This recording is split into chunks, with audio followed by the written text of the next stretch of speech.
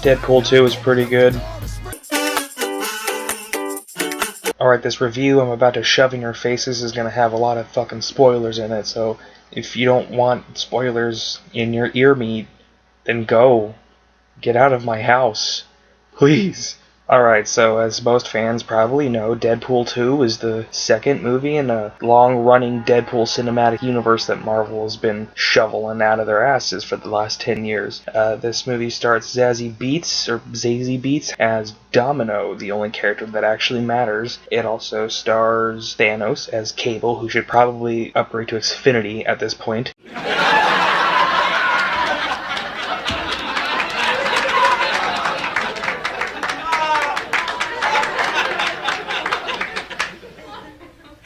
Deadpool 2 follows the story of Domino as she puts together some kind of suicide squad to stop Cable from destroying half of all life in the universe. She acquires a pretty impressive array of individuals, all of whom definitely have very long lives, and they definitely last more than 10 minutes. The most important part of this movie is, in fact, the characters. Specifically, you have Domino, who's the main character in this movie, and has to struggle with the personal battle that she is the main character in a film titled Deadpool, named after Jonathan Deadpool, the main character from the first one. So she has a heavy load on her shoulders, and it can't be easy, but Zazie Beetz, Zazu Bean, she does a remarkable job of displaying Domino's inner turmoil. Also, she's just the best character, and has the best powers, and fuck you. There's also Cable, or Thanos, whatever you want to call him, who hails from a dystopian future where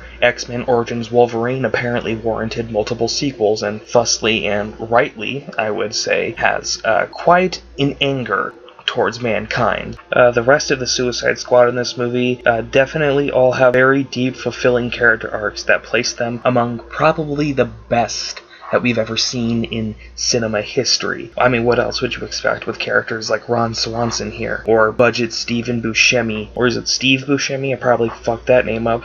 Also, Deadpool himself, he has a pretty small cameo in this movie. He's not in it for very long, but he has a nice cameo. Ultimately, he's not really that important.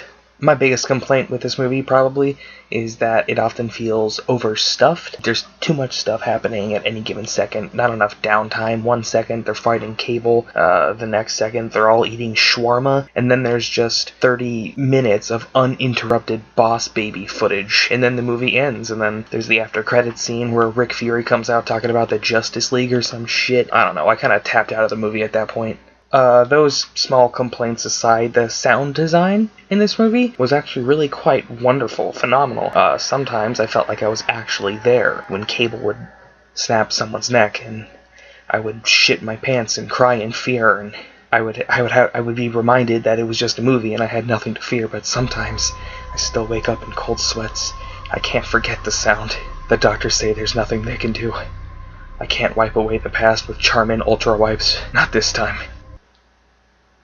Anyway, whoever was in charge of sound in this movie should probably be the President of the United States. Fox actually gave me a clip to play for you guys so I could demonstrate.